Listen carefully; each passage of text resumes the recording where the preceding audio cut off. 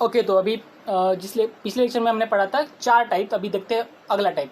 तो 5th वाला जो टाइप है हमारा इंट्रोडक्शन का, पार्ट 1 में आपने पढ़ लिया है 4 टाइप। तो उसी टाइप के आगे वाला टर्म देखिए, if a curve under consideration lies above as well as below the x axis, यानी कि यहाँ पे कहा गया है कि अगर हमारा जो कर्व है वो ऊपर मतलब फर्स्ट क्वाड्रेंट में और या 4th क्वाड्रेंट में अगर लाया होता है, यानी कि above the x axis and below the x axis, जैसे यहाँ पे फिगर में दिखाई दे रहा है।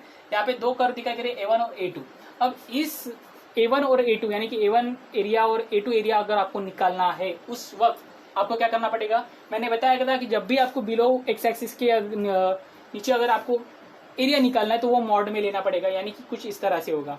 और इसको हम आप लिख सकते हैं, ये अगर A होगा, ठीक है, और ये B होगा, और यहाँ पे कुछ तो भी टर्म दे देते हैं C वगैरह व्हाटएवर। तो अब क्या होगा, अब यहाँ पे देखिए, यहाँ पे जितना एरिया इसने कवर किया है, जितना इसने कवर किया उस तरह से ये लिमिट चेंज होगी। यानी कि फर्स्ट में होगा हमारा A से लेकर C तक, क्योंकि इसने A से लेकर C तक, लेकिन उसमें भी मॉड रहेगा। क्या आएगा, f of x dx।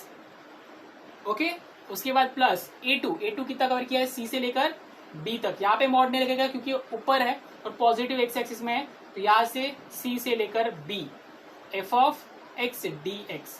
Function, ये कर का फंक्शन, सॉरी कर का इक्वेशन तो सेम ही है, इसका equation y = f of x। तो दोनों जगह पे f of x ही आएगा फंक्शन का इक्वेशन, ठीक है। बस यहाँ पे लिमिट अलग अलग होगी, a से लेकर c तक एक लिमिट होगी और c से लेकर b तक दूसरी लिमिट होगी। हालांकि दोनों के एरिया सेम ही होंगे क्योंकि यहाँ पे सिमिलर फिगर है ऊपर और नीचे, तो कोई तो उसका आंसर सेम ही आने वाला है। जैसे फॉर एग्जाम्पल यहाँ पर भी है, जैसे ये था वैसे ये, मतलब कौन सी फिगर है, y = sin x की। आपने sin x का ग्राफ देखा होगा, तो sin x के ग्राफ में यहाँ पे 0 से लेकर 2π तक ये ग्राफ मैंने निकाला है। तो sin 0 0 होता है, sin π भी 0 होता है, sin 2π भी 0 होता है। तो बाद में ये बीच में π/2 आ गया, ठीक है। तो अगर आप इस ग्राफ में देखोगे तो आपको पता चल रहा है कि 0 से लेकर π तक का जो भी ग्राफ है वो ऊपर यानी कि पॉजिटिव डायरेक्शन में है, positive above the x axis है। और जो π से लेकर 2π तक का ग्राफ है वो टोटल नीचे है, यानी कि बिलो द एक्स एक्सिस है।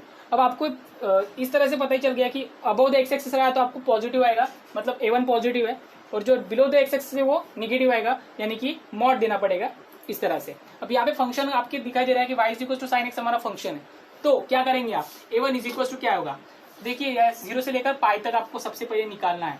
तो 0 से लेकर π तक आप निकाल लेंगे, 0 से लेकर π तक, ठीक है, sin x dx, ठीक है। 0 से लेकर π तक sin x dx आपका पहला फंक्शन होगा। उसके बाद प्लस इंटीग्रेशन फ्रॉम π से लेकर 2π तक, π से लेकर 2π तक ये वाला एरिया नीचे जा रहा है तो इसको मॉड देना पड़ेगा, और फंक्शन तो वही है sin x dx। बस इस तरह से आपको फाइंड आउट करना पड़ेगा। तो इसी तरह से आपको एरिया निकालना पड़ेगा। देखिए लिमिट को ध्यान से देखिए, मैंने सबसे पहले क्या लिया, 0 से लेकर π तक sin x dx, प्लस बाद में π से लेकर 2π तक, क्योंकि जितना रीजन कवर किया है एरिया उस कर्व ने उतना ही आपको लिमिट लेनी पड़ेगी। π से लेकर 2π तक का एरिया है जो मॉड में कवर ले रहा हूँ, और sin x dx हमारा फंक्शन है तो sin x, f of x के जगह पे sin x यहाँ पे पुट कर दिया मैंने। तो इस तरह से उसका फॉर्मूला होगा, इसको सॉल्व कर लीजिए तो आपको ये जो दोनों शेडेड पोर्शन का एरिया है वो अपने आप फाइंड आउट हो जाएगा। और सिमिलर ग्राफ cos x का भी होता है। cos x में भी, cos x कैसे होगा, cos x का शुरुआत कहाँ से होती है, ऊपर से ऐसी शुरुआत हो जाएगी, मतलब कुछ इस तरह से हो जाएगा। तो उसमें 0 से लेकर π/2 तक, बाद में π/2 से लेकर π, बाद में कुछ ऐसे ऐसे करते जाना पड़ेगा आपको, 4 हिस्सों में बांटना पड़ेगा। यहाँ पे 2 हिस्सों में आपका आंसर आ जाएगा, लेकिन उसका 4 हिस्सों में बांटना पड़ेगा। तो देख लीजिएगा sin x और cos x का, जब हम एग्जाम्पल पढ़ेंगे तो आपको सारी की सारी क्लियरिटी आ जाएगी, ठीक है। तो ये पार्ट 2 था हमारा इंट्रोडक्शन का। तो इसी तरह से ये पार्ट आप अच्छे से पढ़ लीजिएगा, इंट्रोडक्शन पार्ट। ये इतने ही टाइप पे आपके एग्जाम्पल्स होने वाले हैं। हाँ, और कुछ टाइप है यहाँ पे, मतलब जैसे कि area of circle, area of ellipse, area of parabola, तो वो सारे हम क्वेश्चन जब लेंगे तो उसमें कवर कर लेंगे। तो उसके लिए उसका भी जो इक्वेशन होंगे वो भी आपको याद होने जरूरी है। तो वो इक्वेशन मैं सबसे पहले यहाँ पे लिख देता हूँ, आप तब तक इसको नोट कर लीजिए। ओके, तो उस पर हमने कुछ फॉर्मूलेज यहाँ पे लिखाई दे रहे हैं, देख लीजिए। इंपॉर्टेंट इक्वेशंस है जो हमको प्रॉब्लम सॉल्व करते वक्त आपको यूज़ पड़ने वाला है। तो वो कौन से इंपॉर्टेंट इक्वेशंस है वो आपको याद रखने हैं, जो आपको बोर्ड पे दिखाई दे रहा है, आपको इसको याद कर लेना है। देखिए सबसे पहला इक्वेशन आपको मैं यहाँ पे दिखाई दे रहा है, इक्वेशन ऑफ स्ट्रेट लाइन, और ये आप सभी को पता होना चाहिए, general equation of straight line ax plus B Y plus C equals to 0, ये हमारा इक्वेशन होता है स्ट्रेट लाइन में आपने पढ़ा है। और तो बहुत उसके इक्वेशन है y is equals to M X और y minus Y one is equals to M X minus X one, वो सारे के सारे इक्वेशन आपको याद रहने चाहिए, ठीक है। उसके बाद equation of circle, equation of circle भी आपने पढ़ा है, सर्कल चैप्टर अगर आपने पढ़ लिया है तो सर्कल चैप्टर में भी आपने ये इक्वेशन तो देख ही लिया होगा, x square plus y square equals to r square. और भी एक इक्वेशन होता है इसका, कौन सा इक्वेशन होता है बताइए, x minus h square plus y minus k square is equals to r square, यानी कि ये जो सेंटर जब एच के पे रहता है, एच के पे लाया होता है, तब उसका इक्वेशन कुछ इस तरह से बन के आता है और वो इक्वेशन यहाँ पे दिखाई दे रहा है। उसके बाद equation of ellipse, equation of ellipse यहाँ पे है x square upon a square plus y square upon b square equals to 1, तो ये इक्वेशन ऑफ इलिप्स है। देखिए इलिप्स कुछ इस तरह से रहता है, सर्कल नहीं रहता, वो इलिप्स है। और यहाँ पे कुछ जो ए है यहाँ पे लिया हमने मेजर एक्सिस पे, मेजर रेडियस, मेजर रेडा है ये, और ये माइनर रेडियस है। तो मेजर रेडियस और माइनस रेडियस, तो मेजर रेडियस यानी कि बड़ा वाला रेडियस जो हम, ये हॉरिजॉन्टल इलिप्स है और एक वर्टिकल इलिप्स भी रहता है, दो इलिप्स रहते हैं, ठीक है। तो ये हॉरिजॉन्टल इलिप्स है जहाँ पे ए जो है हम मेजर लिया है मेजर रेडियस, और जो बी है वो माइनर रेडियस लिया है। तो यहाँ पे एक्स स्क्वायर के x square divide by a square, y square divide by b square होगा, मतलब एक्स के नीचे एक्स वाला रेडियस आ जाएगा और वाई के नीचे वाई वाला रेडियस आ जाएगा, अगर याद करना है तो, ठीक है। तो ये इक्वेशन भी आपको याद रखना है इलिप्स का, ये भी बहुत ज्यादा इंपॉर्टेंट है, आपके प्रॉब्लम सॉल्व करते वक्त आपके काम में आने वाले हैं। उसके बाद इक्वेशन ऑफ पैराबोलास, पैराबोला की 4 इक्वेशन है, ये जनरल फॉर्म में बता रहा हूं मैं।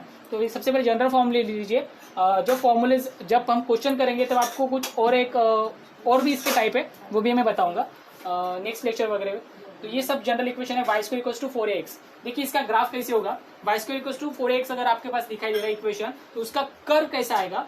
देखिए वाई स्क्वायर है, मतलब वाई के 2 वैल्यूज लेना है, वाई को 2 वैल्यूज मतलब वाई के, ये देखिए वाई एक्सिस है, वाई के 2 वैल्यूज यानी कि यहाँ पे प्लस रहता है, यहाँ पे माइनस रहता है, यानी कि वाई के 2 वैल्यूज पे 4ax, देखिए 4a यानी कि लेटस रेक्टम होता है, और x, तो अगर यहाँ पे x पॉजिटिव दिख रहा है, 4ax पॉजिटिव है, यहाँ पे कोई भी नेगेटिव साइन नहीं है, तो पॉजिटिव यानी कि y के 2 वैल्यूज पे x पॉजिटिव, x एक्सिस कौन सी पॉजिटिव है, यहाँ पे पॉजिटिव, यहाँ पे निगेटिव रहती है, यानी कि कुछ इस तरह से कर्व आएगा। और यहाँ पे जो उसका वर्टेक्स होगा वो ओरिजिन पे लाई करेगा, क्योंकि Y square equals to 4x में यहाँ पे वर्टेक्स ओरिजिन पे लाई करेगा, यानी 0 0 पे, ठीक है।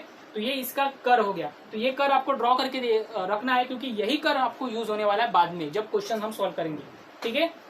तो Y square equals to 4x का कर्व है। उसके बाद Y square equals to -4x, देखिए -4x है, मतलब y के 2 वैल्यूज पे x निगेटिव, तो x निगेटिव कहाँ पर है, यहाँ पर है, यानी कि कुछ इस तरह से कर होगा, ऐसे कर निकालना है, यही हमारा पैराबोला है, तो इसमें कुछ भी मिस्टेक नहीं करनी है, ठीक है। तो ये दोनों कर निकाल के रखने हैं। उसके बाद थर्ड कर है x square equals to 4ay, तो देखिए इसका मतलब ये है कि x के 2 वैल्यूज पे y हमारा पॉजिटिव चाहिए, तो y पॉजिटिव का रहता है, हमारा ऊपर रहता है, यानी कि कुछ कर इस तरह से बनेगा। तो ये हमारा थर्ड कर हो गया पैराबोला का। अब फोर्थ में देखिए x square equals to -4ay, इसमें क्या हो रहा है कि माइनस साइन है, मतलब x के 2 वैल्यूज पे y निगेटिव, तो निगेटिव y कहाँ पर है, नीचे है, यानी कि कर्व इस तरह से जाएगा। और हमेशा कर्व पैराबोला का इसी तरह से रहेगा। इलिप्स का ये सर्कल तो आपको पता है और स्ट्रेट लाइन भी आपको पता है, लेकिन पैराबोला के ये 4 टाइप आपको याद रखने हैं। और इसके बाद में भी जब हमारा वर्टेक्स कहीं और पॉइंट आउट करता है तो उस वक्त भी हमारा कर्व चेंज हो जाते हैं, जो इक्वेशन है आपके पास वो चेंज हो जाएंगे, तो वो इक्वेशन हम बाद में देखेंगे। लेकिन बस याद ध्यान में रखना है कि y square equals to any term आती है तो वो हमारा इक्वेशन ऑफ पैराबोला ही होगा, ठीक है। तो ये इंपॉर्टेंट फॉर्मूले, इंपॉर्टेंट कर्व की इक्वेशन लिख के रख दीजिए, क्योंकि ये आपके एग्जाम्पल सॉल्व करते वक्त बहुत ज्यादा काम आने वाले, क्योंकि इसी पे पूरा खेल है, ठीक है। सो आज के लिए बस इतना ही, thank you so much for watching.